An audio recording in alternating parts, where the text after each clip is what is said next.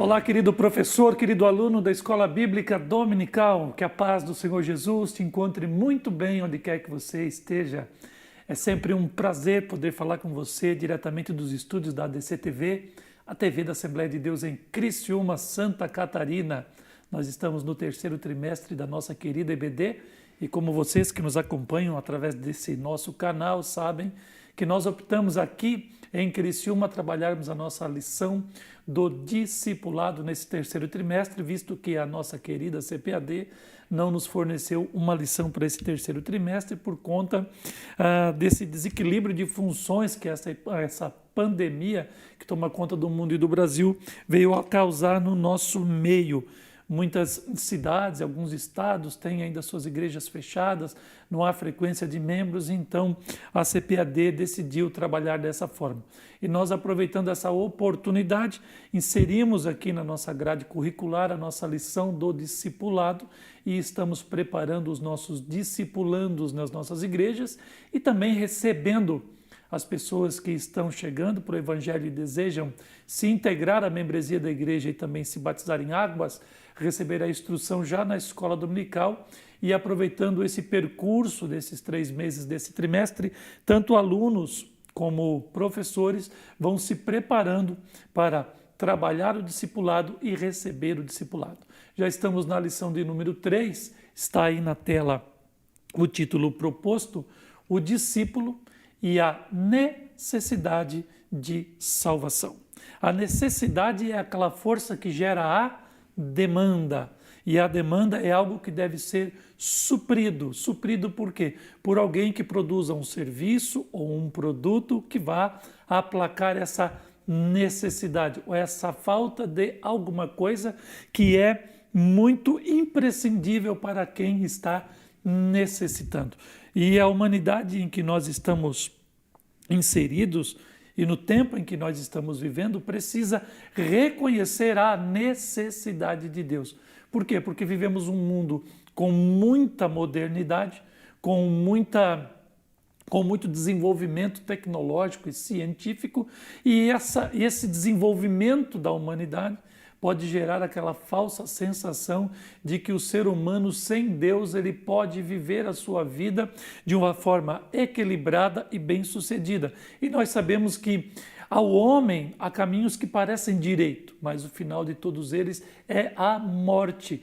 E o ser humano, na sua compleição, seja física, mental, espiritual, ele não consegue viver sozinho sem a presença de Deus na sua vida. Então é um trabalho muito grande, até hercúleo do discipulador, trazer a memória, ou a consciência, melhor dizendo, do discípulo desta necessidade que precisa ser compreendida, porque muitas vezes a necessidade está latente na alma, mas como o mundo evoluído ele vai enganando as pessoas e vai fornecendo falsas esperanças, a pessoa se torna iludida e ela não percebe que o que ela realmente precisa é o favor imerecido de Deus através da graça que é a salvação. Então é essa construção do pensamento que nós vamos então trabalhar nesse próximo domingo. A construção desse pensamento que é a necessidade que nós temos de salvação, para que todos os demais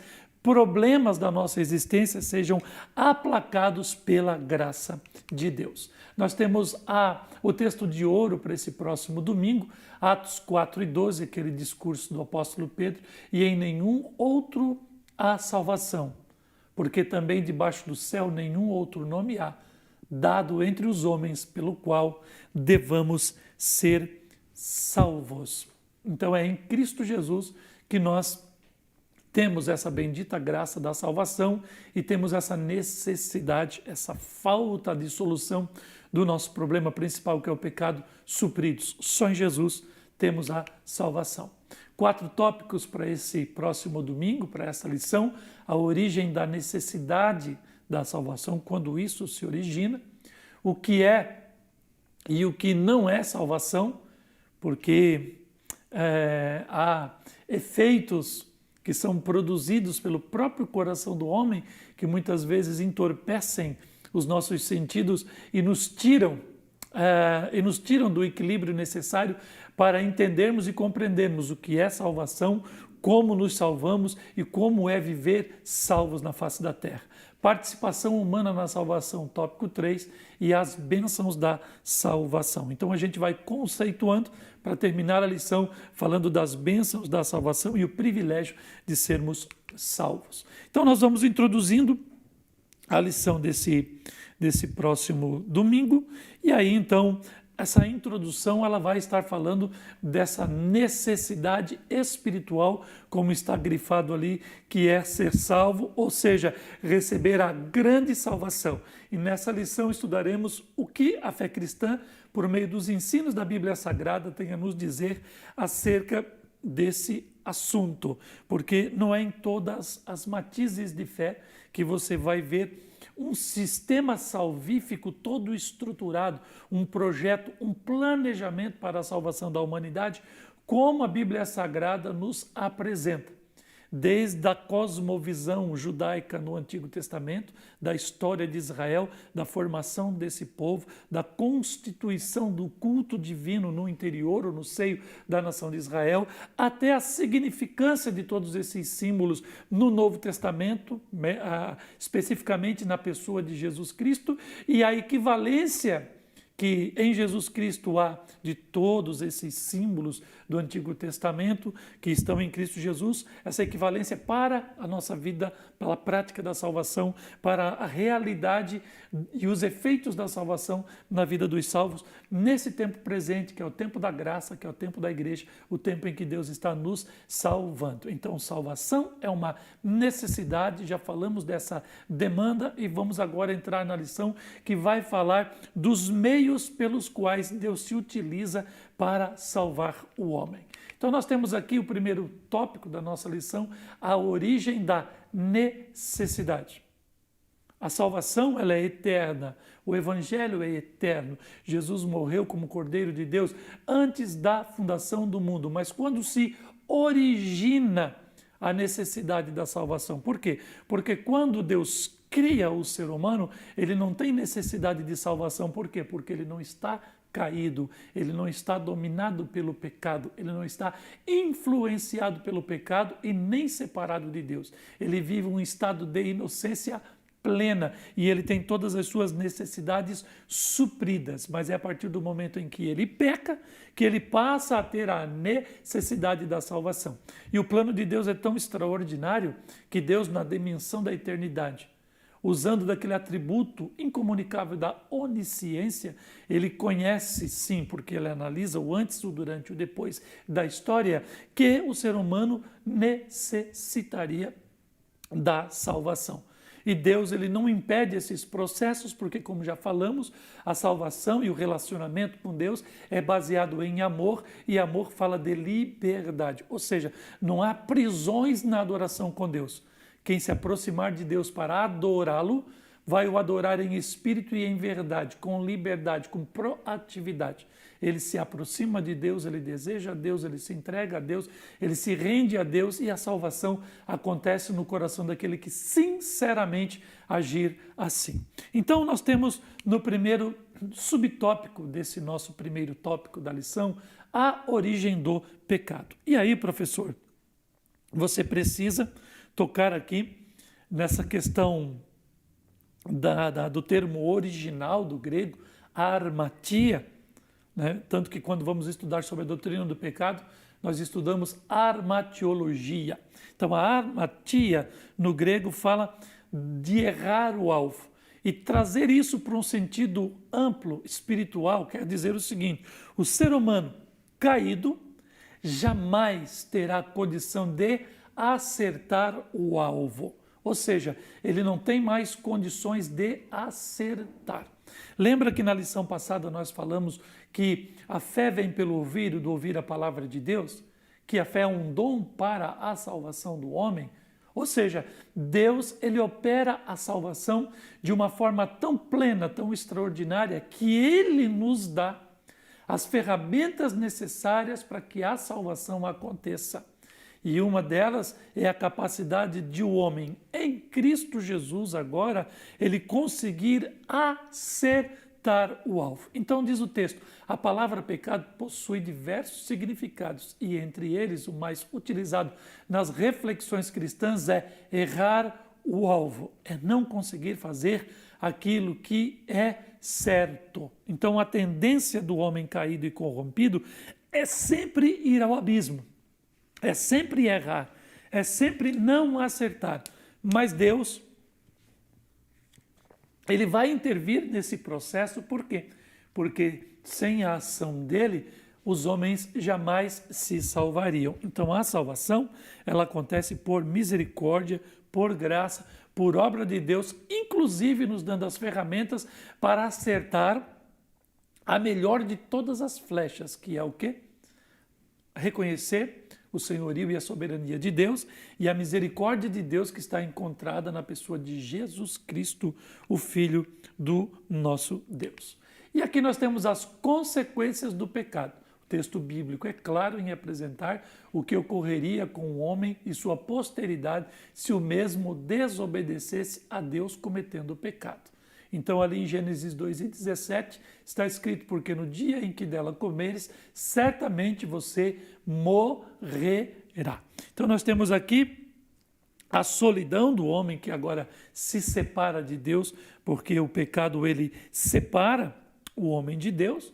Então ele é afastado, ele sai do jardim do Éden e ele anda errante sobre a face da terra, que agora também está a natureza toda transformada, há cardos, espinhos, abrolhos, há um desequilíbrio natural, há toda essa questão do universo, do cosmos natural, ele está todo cheio de desafios ao homem caído, que agora está errante, solitário, que está pasmado, com medo, porque ele pecou e está longe de Deus. E aí nós temos agora a questão também da morte. E aí você vai perceber lá em Apocalipse 22, dizendo que antes da morte há muito pranto, há muito ranger, há muito sofrimento. Ou seja, o homem quando nasce, ele já nasce e começa a morrer. No princípio da sua vida, quando ele nasce para a vida, ele já começa também a morrer. E a vida ela é cheia de prantos, de sofrimentos, de dores que antecedem a morte física, que depois conduzirá o homem para a morte eterna. E a morte eterna é a condenação ou a danação do inferno. Mas aí entra a graça de Deus para restaurar esta comunhão do homem com Deus, para que o quê? Para que esta morte eterna, que é estar no inferno, ela não aconteça na nossa vida e nós adentremos para a vida eterna. Aonde? No eterno e no perfeito estado. E aqui, quando nós conquistamos a vida eterna, quando nós, então, chegamos nesse nível de compreensão da necessidade de salvação, a gente percebe que o homem não vive, ele não existe desde sempre. Ele passa a existir em um determinado momento para nunca mais morrer. Isso é imortalidade, que também é uma discussão filosófica e teológica sobre a imortalidade da alma, ou quando a alma ela surge, a alma como sede dos desejos e das percepções do homem, ou da parte transcendente do homem. Então veja, nós em Cristo Jesus temos a necessidade de salvação, por quê? Porque se ficarmos só na esfera da imortalidade, nós jamais deixaremos de ter a consciência. Mas sem Deus, essa imortalidade nos levará para o inferno eterno. Agora, se nós em Cristo Jesus estivermos e nos mantermos firmes até o dia de sairmos dessa vida para adentrarmos a outra vida, nós não entraremos na imortalidade do inferno, mas para a eternidade da salvação, naquilo que nós chamamos de eterno e perfeito estado, que é aquele estado de perfeições e delícias onde os salvos estarão. Então, nesse ponto da lição, você tem que destacar o aspecto da morte espiritual, né? O homem sem Deus ele está em solidão e o seu espírito não tem contato com Deus e é por isso que ele vive no medo. E depois temos aqui o aspecto físico. E aí nós temos a constatação pelo próprio envelhecer do corpo humano e do passar dos dias, quando isso nós vamos nos dirimindo, nós vamos então, de certa forma, nos desgastando, nos desmanchando e vamos nos adaptando a pequenas dores e a pequenas novidades que para nós não são tão boas assim, porque nós vamos percebendo que o tabernáculo terrestre está se desfazendo.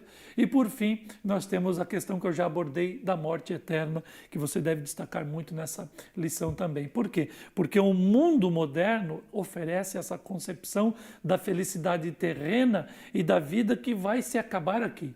Porque está incutido dentro dessa mentalidade pós-moderna um ateísmo que ele é velado, que ele está implícito na forma de viver. Então veja que as pessoas não discutem mais sobre a morte, vivem fugindo desse assunto, da eternidade, da presença de Deus, das responsabilidades com essa vida, para que na outra vida que está pertinho de acontecer, a gente então seja julgado. A humanidade se afastou desses temas. E é por isso que ela vive um certo ateísmo relativizado. A vida só para esse momento, e alguns, mesmo sem ter totalmente definido essa ideia, eles vivem já como se não acreditassem na presença de Deus e na vida do pós-morte. E aqui nós temos a universalidade do pecado. E aqui então eu destaquei aqui algumas coisas para acrescentar ao texto que já está aí na tela, de Romanos 3:23, que vai falando que todos pecaram, destituídos estão da glória de Deus. Então fala da universalidade da culpa dos homens pecadores. Mas aí nós temos que ver que no globo terrestre, no cosmos humano, nós temos várias culturas que estão espalhadas por sobre a face da Terra. E aqui eu coloco, a humanidade se torna diversa quando se estabelece culturalmente, de forma geográfica, né? São vários pontos do planeta, e essas geografias têm os seus climas próprios, seus idiomas próprios, gastronomia daquele lugar, porque há coisas que existem em determinados lugares e não existem nos outros. E aí, nesta relação do homem com o ambiente, com a sua história, as suas tradições, nascem o quê? A religiosidade, que são diversas na face da Terra, a economia que vai sendo gerada ali, porque a economia é aquilo que vai atender às demandas físicas e tal, os costumes que são desenvolvidos ali, os seus usos, e também questões de moralidade e de ética, mas é única em essência e nas necessidades básicas. Então a cultura, ela vai tornando a humanidade bela na sua diversidade, no seu colorido e etc. Agora, quando analiso todos os homens em todos esses lugares da Terra, nós vamos perceber que a humanidade ela é única na sua essência, porque biologicamente falando, embora o estereótipo ele possa parecer diferente, mas o genótipo é todo igual, seja branco, negro, amarelo, as diferenças externas elas servem para nos diferenciar e trazer beleza à criação da humanidade. Mas aquilo que está dentro de nós, como o sangue, como os cromossomos e etc., são todos iguais. Então somos iguais em essências e na nossa necessidade básica de sobreviver. Nós temos fome, nós temos sede, nós temos a mesma temperatura intracorpo, nós temos os mesmos fluidos, nós temos a mesma estrutura óssea, muscular, nervosa, neural, enfim, nós somos iguais em todos os lugares. Então, há nessa questão a universalidade do ser humano como humanidade. As diferenças externas da humanidade são diferenças pontuais, mas no interior somos todos iguais. E da mesma forma, a relação que temos que ter com quem? Com o Deus vivo e o Deus verdadeiro, que nós estudamos já também sobre as evidências desse Criador que tem a sua assinatura na criação, na natureza e na própria consciência e na alma humana. Por mais que o homem invente divindades e ele forme um panteão cultural de ideias acerca de Deus, o Deus único e verdadeiro está acima de todas essas ideias e não há como nós fugirmos desse Deus que colocou a terra como limite da nossa habitação. E quando nós analisamos a palavra de Deus, a gente vê a perfeição do agir de Deus nos detalhes da natureza, da criação e na sua relação com o homem, de sorte que ninguém foge desse Deus. E a humanidade toda um dia ela se deparará com o Senhor Deus de toda a terra. Então, o pecado, ele entra em Adão e ele alcança e ele abarca todas as culturas da terra. Ou seja, todos os homens são influenciados por esse veneno chamado pecado, que nos incapacita de acertarmos o alvo. Então você vê que a mentira ela está em todos os povos, que o adultério está em todos os povos, que o assassinato está em todos os povos, que certas malignidades que são reveladas em atitudes vis, como os pecados capitais, por exemplo, então, estão em todas as culturas da terra. Então, se a humanidade se iguala no seu erro, ela também vai se encontrar com Deus na universalidade da sua salvação. O segundo ponto da nossa lição, o que é e o que não é de fato a salvação. Então nós temos aqui definição da palavra salvação. Soteros no grego, né? Livre do perigo, e quando estudamos salvação nós vamos estudar soteriologia, e aqui eu coloco no sentido bíblico, a salvação é estar livre do perigo iminente. Na lição passada, na número 2, nós falamos sobre estar livres do pecado, livres da morte, livres da condenação eterna, e a salvação ela vem abarcar essa necessidade de libertar o homem do pecado e dos efeitos do pecado e da condenação do pecado. Então, tanto a origem grega quanto a origem latina para a palavra salvação apresentam de forma geral o mesmo sentido ou significado, ou seja, o ato pelo qual alguém que estava em uma situação de perigo é resgatado e colocado em um lugar de segurança, como diz ali o Salmo de número 40, nos versos 1 e no verso 2. Então, veja, temos aqui o segundo subtópico, obras. Nós temos aqui o que não é salvação. E aqui a lição vai destacar salvação por obras e méritos. E a gente percebe muito, principalmente na época de Páscoa, por exemplo, a gente vê nos jornais, lá no Oriente do mundo, na Indonésia, há um exemplo claro do que é uma obra de salvação, que é aquela representação da crucificação de Cristo, quando muitas pessoas literalmente se crucificam naquelas cruzes que eles levantam em praças públicas, com pregos de ferro, em cruzes de madeira, o mesmo sacrifício de Cristo, e eles se dão aquele holocausto ao vivo e a cores diante de todos. Então essas são obras de salvação que muitos se utilizam delas para quê? Para aplacar a dor da sua alma. Outros, por exemplo, se utilizam, falando ainda de obras, salvação pelas obras e méritos, de caridade, por exemplo.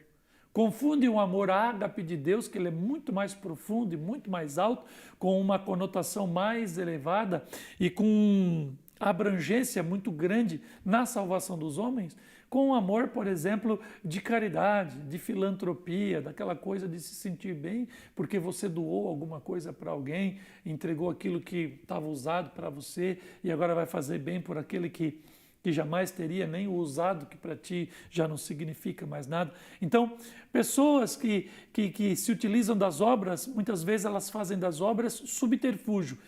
Faz bem porque dá aquela falsa sensação momentânea de que você está fazendo certo, mas não é o que de fato vai gerar salvação no sentido teológico do termo. Salvação pela denominação. E nós vemos hoje pessoas que pregam denominação. Nós somos assembleanos, falando especificamente do nosso caso, e você pode perceber que o assembleano ele tem o amor pela sua denominação, ele tem uma cultura própria, seus usos, seus costumes, afinal de contas já somos mais do que centenários no Brasil, então temos gerações para serem comparadas, temos aqui a história para aprendermos com ela, pessoas que vão nos ensinando muitas coisas, e nós temos até muitas vezes os nossos questionamentos e nós temos as nossas diferenças entre nós mesmos, e nós vamos convivendo com a igreja, mas nós não pregamos a palavra, a denominação, pregamos a palavra de Deus. E hoje a gente vê nos meios de comunicação sendo vendidas o quê? Esta igreja salva.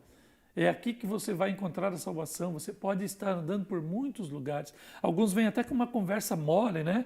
Meu amigo, minha amiga, você que é cristão, você quer isso, você quer aquilo, até mesmo um ateu, um livre pensador, já esteve em muitos lugares, frequentou muitos cultos, não sei o quê, mas aqui você vai encontrar a salvação. É claro que se você prega o evangelho, está falando de Jesus, a pessoa vai encontrar a salvação por conta da palavra que está sendo pregada, mas não por conta da igreja onde está sendo pregada a palavra. É claro que a igreja, a denominação, ela precisa, como parte do povo de Deus, pregar o evangelho verdadeiro para que a salvação seja verdadeira naquele lugar. Mas nós não devemos inverter a ordem das coisas. Deus não vai salvar o homem porque ele faz parte daquela denominação, mas porque aquela denominação, naquele momento, está pregando a palavra de maneira correta, como diz a Sagrada Escritura. E depois aqui salvação por sacramentos, como eu já citei aqui, da pessoa que se crucifica, ou da pessoa que frequenta cultos. Eu frequento 3 cultos por semana e isso me dá a impressão de que eu estou salvo. Eu oro 3 horas por dia, 2 horas por dia, jejuo 1 vez por semana e isso me faz sentir que eu estou salvo. Não, isso faz parte da santificação, da salvação e é muito bom na questão do regramento, do condicionamento da pessoa diante de Deus. Mas essas coisas também não vão salvar. Por quê? Porque a salvação ela está intrinsecamente ligada ao sacrifício de Cristo na cruz do Calvário, nos méritos de Jesus sobre o pecado, e o crente deve estar escondido em Cristo para que nos méritos de Jesus ele seja salvo. E essa pregação muitas vezes pode causar um certo diversionismo na mente da pessoa, porque ela pode se provalecer dos méritos de Cristo pensando inconscientemente assim. Bom, se Jesus ele é perfeito, se Jesus ele não errou, se Jesus venceu por mim, se o espírito está pronto, a carne é fraca, eu não consigo me libertar de ser aquilo que eu realmente queria, então eu vou me entregar a Deus de qualquer maneira, porque no final, se Ele quiser, Ele vai me salvar, porque a salvação é por graça assim, assim, assado. Esse pensamento está torto, errado, parte de uma premissa totalmente errada, porque eu não devo... Deixa eu usar aqui uma linguagem, me entregar, me jogar as cordas, porque a misericórdia de Deus, quem sabe, no último respiro da minha vida, me salvará, porque durante a vida eu, de certa forma, procurei a salvação, frequentando o culto, praticando alguma coisa, às vezes até ofertando. Não! Eu tenho que ter certeza plena de salvação quando o Espírito de Cristo está dentro de mim. Quando eu sinto a vida que Cristo entregou na cruz do Calvário se fazendo presente dentro de mim, quando eu nasço de novo para Deus, quando eu entro aos céus pelo lado de dentro e agora eu compreendo a grandeza da salvação, da misericórdia de Deus e eu começo a andar em espírito e em verdade, guiado pelo Espírito da vida. É uma interação tão extraordinária, plena, eficaz, que a gente sente na alma a virtude de Deus trabalhando na nossa vida e a salvação de Deus realmente por graça sendo experimentada latejantemente dentro da nossa alma. Então, o que é e o que não é salvação? Nós temos aqui, então, ou melhor, o plano de Deus para a salvação. Terceiro subtópico desse segundo tópico, que é, de fato, a nossa salvação. Então aqui eu falo da inevitabilidade de um Salvador Redentor, que é o que diz ali a nossa lição. Não há salvação no Evangelho sem que haja um Salvador, sem que haja um desejado da sua alma. E a Bíblia Sagrada, nesse projeto estruturado do Evangelho Eterno, vai apresentando um Salvador, o Messias, o enviado, o libertador, aquele que viria para vencer o pecado, o príncipe desse século e nos dar pelos seus méritos a salvação. Não há salvação sem Jesus Cristo. E muitas pessoas se apegam ao Cristo histórico e muitos se apegam ao Cristo personagem. E quando nós vamos humanamente falando, ou pensando, tentando dissecar a pessoa de Jesus através do método crítico, das análises seculares, pensando de forma científica acerca de Jesus, nós vamos analisar o Cristo histórico e vamos confundi-lo com qualquer homem. E vamos interpretar Jesus como um filósofo, como um revolucionário, como um político, como um mestre. Mas nós sabemos que Jesus, embora seja tudo que nós precisamos que Ele seja para a nossa vida, Ele acima de tudo é Deus encarnado. Ele é o Filho de Deus. Ele interpreta todas as coisas e só pode ser interpretado pelo Espírito Santo e na experiência que nós temos. Então, precisamos de um Redentor, como diz ali o nosso tópico, precisamos de um Salvador e esse Salvador é Jesus de Nazaré. E pasmem, o apóstolo Paulo vai apresentar esse Salvador, Jesus, como o segundo Adão. O primeiro Adão, ele cai. O primeiro Adão, então, ele experimenta a morte e ele experimenta o fracasso. O segundo Adão, que é Jesus Cristo, ele vem nos trazer vida e ele vem nos dar também vitória. Olha só, o primeiro Adão, morte e fracasso. O segundo Adão, vida e vitória. Oh, que coisa extraordinária. Mas aqui há um segredo, professor, que você deve colocar ao seu aluno ali. O mundo moderno vai falar que Adão não passa de uma fábula, a fábula de Adão e Eva, como uma explicação para o início da humanidade. E aí então, aqui que mora o perigo, rejeitar a realidade de Adão, da criação de Deus, na pessoa de Adão, iniciando assim a humanidade, é então fazer Jesus de mentiroso. Por quê? Porque Jesus ele cita Adão, certo?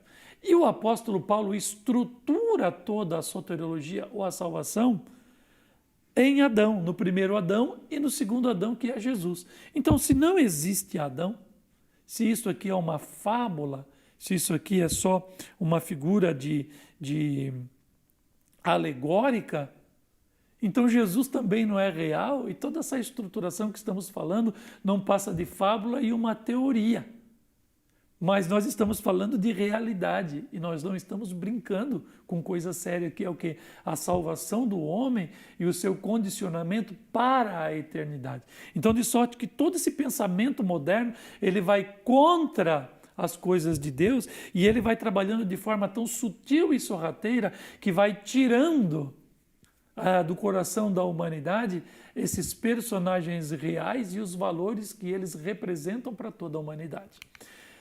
Terceiro tópico da nossa lição, participação humana na salvação. Será que eu posso me salvar? É então o que eu vou aprender nesse terceiro tópico. Primeiro subtópico, a participação por meio do arrependimento. E ali na nossa lição vai falando de emoção.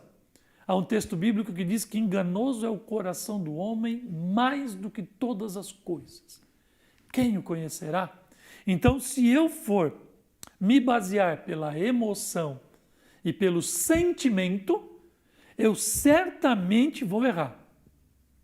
Então Deus, ele, como eu já falei aqui em outras aulas, ele não trabalha por sentimentos, trabalha por lógica e razão.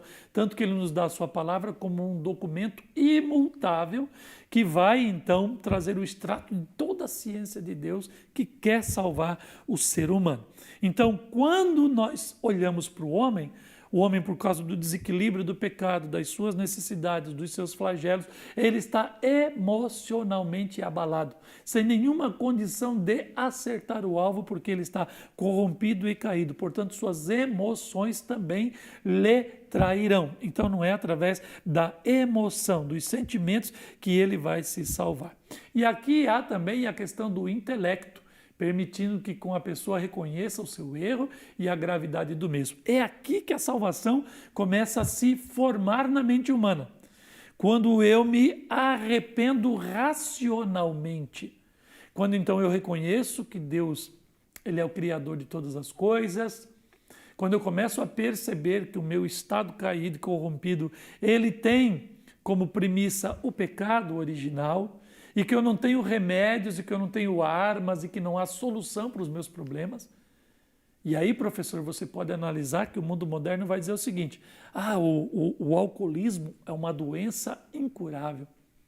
Agora há protocolos da Organização Mundial da Saúde falando também que aquelas pessoas que têm aquela inclinação erótica por crianças e infantes né? Essas pessoas não são criminosas, eles são doentes. E mais uma vez, infelizmente, essa doença não tem cura e a pessoa vai se tratar para sempre. Então a humanidade ela detecta problemas, mas ela não oferece nenhum tipo de solução, porque ela se prostra diante desses problemas e ela então fica resignada ao fato de que não há solução. E o Evangelho está dizendo que há solução. Por quê? Porque é no intelecto, é no convencimento que Deus começa a trabalhar no ser humano e começa a criar a moralidade cristã, que tem tudo a ver com o intelecto e nada a ver com a emoção. Você precisa entender, você precisa compreender e você precisa, então, almejar a salvação de uma forma consciente. E aí, então, o Evangelho ele vai desconstruindo todas as estruturas mentais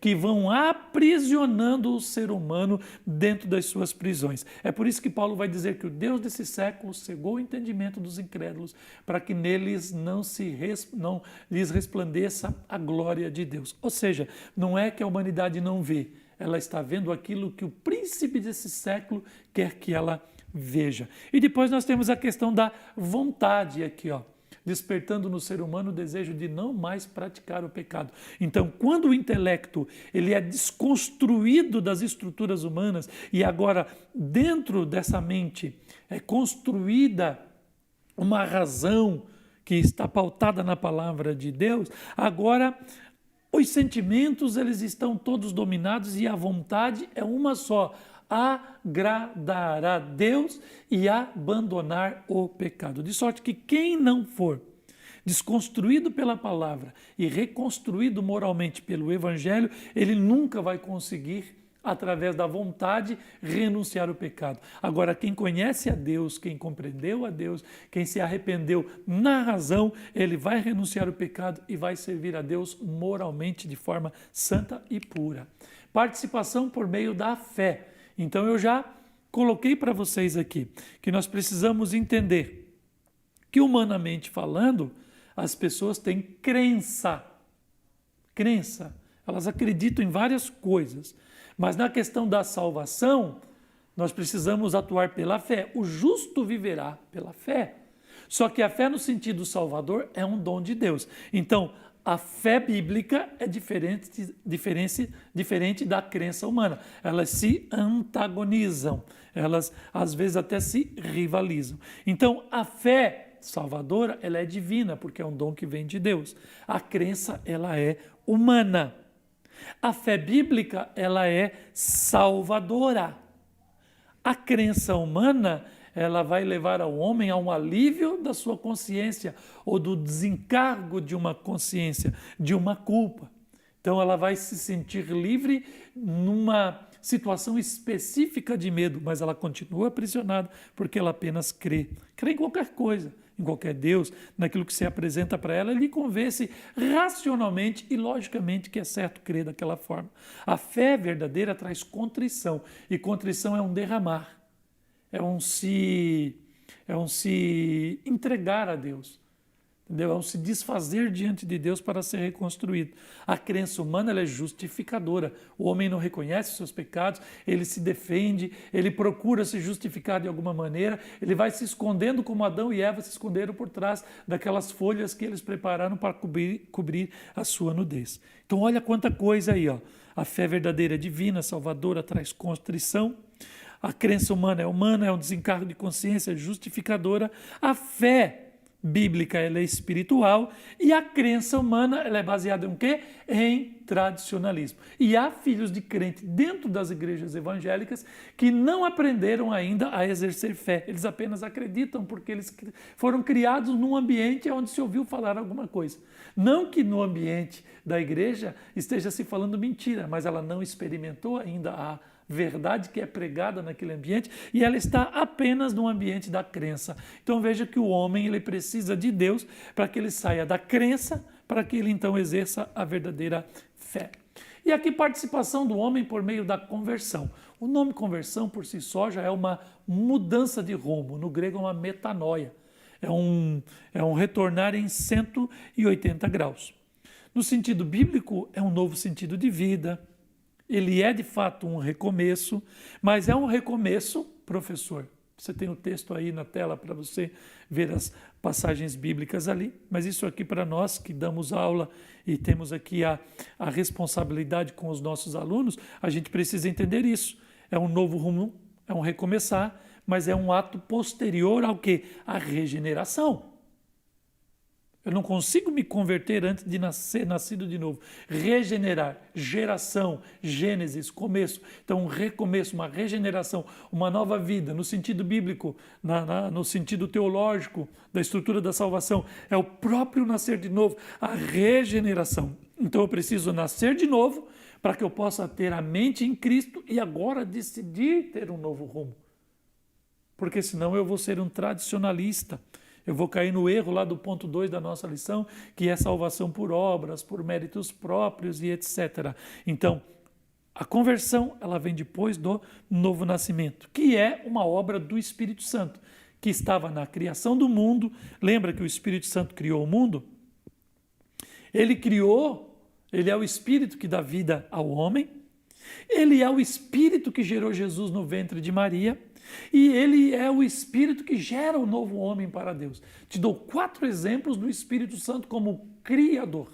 E ele é aquele que cria o novo homem, o ser salvo, aquele que nasce de novo. Então a salvação é uma obra puramente de Deus, realizada pelo Espírito Santo, que dá condição ao homem de fato se converter e acertar seus passos com Deus e adentrar no novo caminho, no novo e vivo caminho, na presença de Deus. Então aqui nós temos as bênçãos da salvação, terminando a nossa lição falando de coisa boa, a bênção da regeneração, que eu acabei de falar ali na saída do subtópico 3, do tópico 3, da regeneração, desse nascer de novo, que vai me gerar, como diz ali, debaixo do Salmo 119, 11, ali, ó, vai falar da adoção.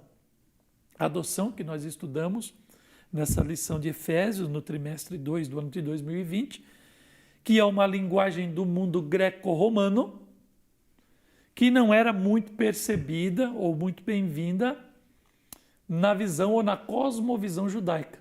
Então o apóstolo Paulo, que é cosmopolita, cidadão romano e ascendente de judeus, ele conhece toda essa realidade da adoção e dos direitos que um adotado tem quando ele é inserido dentro de uma família, e ele ganha os irmãos daquela casa, ou às vezes ele é o único filho daquela casa. No caso da salvação, o nosso Deus tem o seu primogênito, ou unigênito, melhor dizendo, que é Jesus de Nazaré, e agora somos co-herdeiros com Cristo, somos chamados também de filhos de Deus, e temos os direitos que todos os filhos têm, como, por exemplo, o nome da família, e inclusive direitos à herança. Então veja que nós seremos co-herdeiros com Cristo e estaremos no reino vindouro, vivendo na mesma dimensão que Cristo, o nosso irmão mais velho, por assim dizer, também estará. Tenho aqui a bênção da justificação, porque o nosso Deus ele é tratado na Bíblia Sagrada como o juiz de toda a terra, o soberano e o juiz de toda a terra. Ele julgará os pecadores, os obstinados, os iníquos, essas pessoas que vivem uma vida ímpia longe de Deus. E agora, na salvação, numa linguagem forense, numa questão de litígio, ele vai nos justificar. Então é o livramento da acusação, e nós temos um acusador, que é o próprio diabo, diabolos no grego, que é o acusador. E aí então, este acusador, hoje ele é o príncipe desse século que engana a humanidade, para que a humanidade viva em dissolução, que viva nos seus pecados, nos seus delitos e pecados, nos seus erros. E aí então ele provoca a situação para depois condenar o ser humano diante de Deus. E ele, como advogado de acusação, perderá essa batalha quando a pessoa se entregar para Cristo Jesus, que morreu na cruz no nosso lugar, para que nós, pelos méritos de Cristo, obtivéssemos o quê? O livramento da condenação eterna. E aqui, mais uma vez, nós vamos perceber que sem Deus é impossível nós nos salvarmos e sozinhos nós jamais nos salvaremos. A bênção da vida eterna. E aqui, queridos, eu encerro essa lição dizendo para vocês o seguinte: como a alma é imortal, como eu já falei, ela nasce em um determinado tempo e ela vai viver para sempre, seja no céu ou seja na danação do inferno. O salvo, quando adentrar no eterno e no perfeito estado, ele será inserido na eternidade. E aí falta para a alma imortal que está adentrando a eternidade o quê? O antes do seu nascimento. E é aqui que eu vejo a beleza da vida eterna. Quando Deus, nesse estado perfeito, nos incluir na vida eterna e nós termos uma visão holística de toda a história da humanidade, e nós percebermos o antes, o durante e o depois, e nós termos a mesma sensação que Deus tem em habitar a eternidade. Usufruir desta vida poderosa e termos agora uma visão privilegiada que nem Adão no Éden teve. Ou seja, ele também era imortal naquela condição, mas agora o salvo, ele estará mais do que abençoado. Por quê? Porque ele estará numa dimensão divina. Não que ele será Deus, mas ele habitará com Deus. Deus estará com ele, como diz ali no fim do Apocalipse, a Nova Jerusalém que desce. Não haverá mais dia, não haverá mais noite, nem sol, nem lua, não haverá mais terra, nada, novos céus e novas terras. E estaremos nesse mundo que a mente humana não consegue perceber, e ali viveremos para sempre no estado da eternidade e não da humanidade, sabendo todas as coisas, sem nenhum tipo de medo, usufruindo da própria vida de Deus, nos alimentando da própria vida de Deus, e aí então nós estaremos naquela vida eterna louvando e adorando a Deus para todo o sempre. Então nós precisamos esclarecer os nossos alunos desses benefícios e tentar trazer para ele aquilo que a gente já sente nesse momento quando temos comunhão com Cristo, quando nós nos alimentamos do corpo e do sangue do Senhor Jesus, nós nos alimentamos da força da vida do próprio Deus, nós esperamos, degustamos, nós subtraímos um pouco dessa eternidade que Cristo já vai nos antecipando aqui, e se a gente sente que é maravilhoso termos comunhão com Deus aqui, quem dirá viver a vida eterna lá.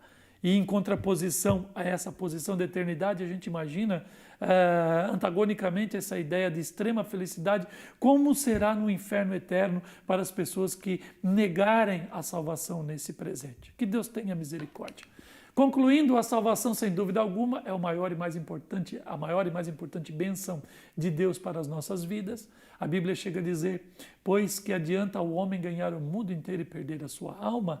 Marcos 8,36. Hoje, entre outros assuntos, estudamos sobre a necessidade da salvação, bem como a sua real definição. Que Deus te abençoe, professor, que você seja eficaz e eficiente na sua aula e que você possa trazer o verdadeiro sentido da salvação e dessa necessidade para a vida dos seus alunos da sua classe.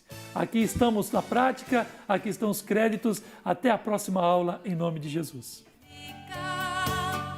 Vamos todos para aprender de Cristo.